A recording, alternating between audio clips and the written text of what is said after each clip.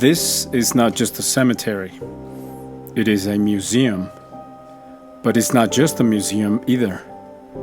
As a matter of fact, it's both. The San Fernando Cemetery is one of the oldest surviving burial grounds in Mexico City.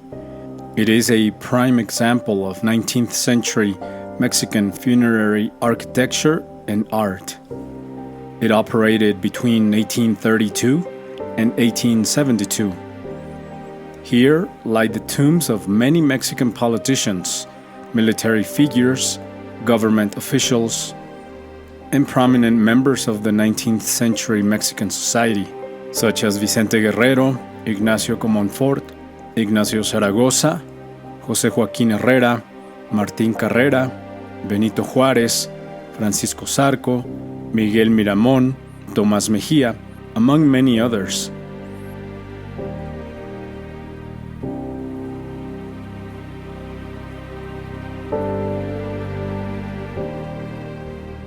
It's worth noting that some of their remains have been relocated to different parts of the country and even to other continents. During the Viceroyalty in Mexico, it was customary to bury the dead inside churches due to the belief that this was the best way to be resurrected and reach heaven after the Last Judgment. Those with greater financial resources, benefactors of the church, and people of high lineage and public office enjoyed a place closer to the main altar.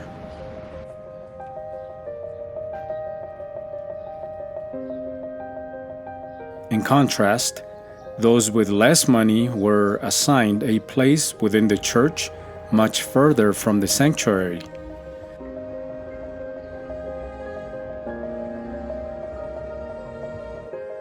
In the church of San Fernando, next to the main altar, are buried the viceroys Matías de Galvez y Gallardo and his son Bernardo de Galvez, responsible for ordering the construction of Chapultepec Castle, among other works.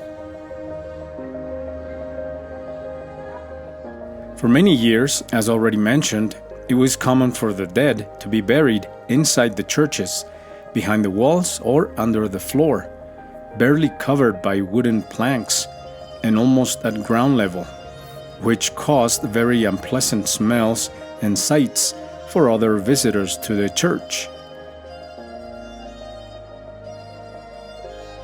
But that was the tradition back then, and it was so deeply ingrained that it would be very difficult to suppress in society.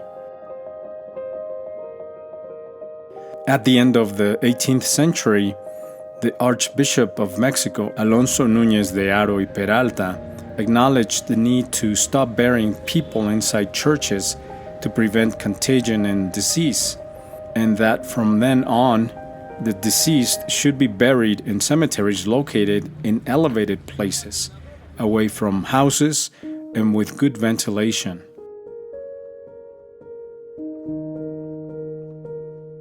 Thus, the first cemetery used in this way was opened to the public due to a smallpox epidemic.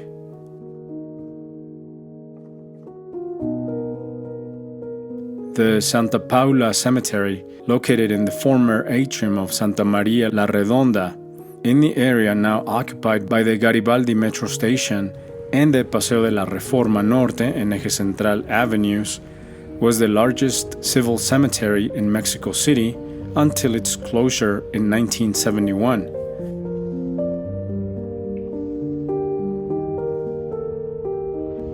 This museum also offers services such as guided tours, where the historical and artistic riches of this place are revealed, temporary exhibitions, lecture series, various workshops, and book presentations.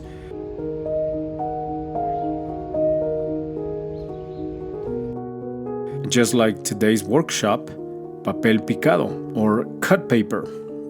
Papel picado, that delicate art that seems to float between heaven and earth. A colorful symbol that brings our celebrations to life. A paper poem that moves to the rhythm of the Mexican wind. Papel picado is more than just decoration. It's a sigh of the Mexican soul transformed into art. Each of its figures, whether it be a sun, a skull, flowers, birds, etc., is born from patient hands that, with scissors and X-Acto knives, transform simple sheets of paper into a colorful ode to life and memory. This art, which adorns the streets and altars during the most vibrant celebrations, represents the duality that so characterizes Mexico: life and death, the ephemeral and the eternal, the simple and the profoundly spiritual. Papel picado not only beautifies festivities, it brings generations together, connects the present with the past, and reminds us that culture lives on as long as there are hands that continue to create it. Its origins trace back to the ancient peoples who used amate paper for their rituals. And over time, this tradition transformed into a folk art that today illuminates every celebration, from the Day of the Dead to weddings, fairs, and patron saint festivals, as a symbol of joy, respect, and community. Taking a papel picado workshop is much more than learning a technique. It's connecting with a living heritage. It's feeling how the rhythm of your hands become part of an ancient story. It is understood that behind each cut figure lies patience, precision, and devotion. And that, as in life itself, even the most fragile things can be eternal when made with love. Learning to make papel picado is an act of cultural and spiritual connection.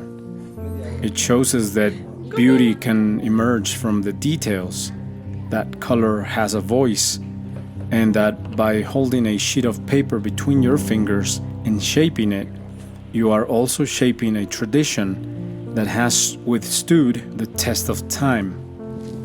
Because each piece of papel picado waving in the wind is a celebration of who we are, a blend of art, history, and soul.